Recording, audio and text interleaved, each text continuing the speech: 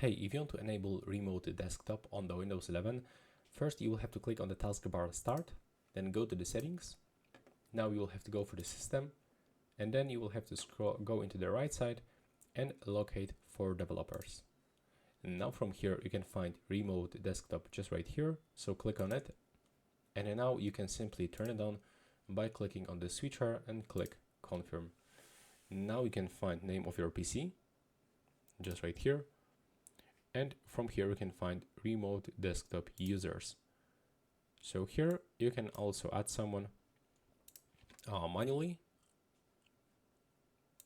and of course if you want to connect with your smartphone, you will have to simply download the Microsoft application, the remote desktop, from the Play Store, or for example App Store if you are using iOS devices, and from here you've got the remote desktop port.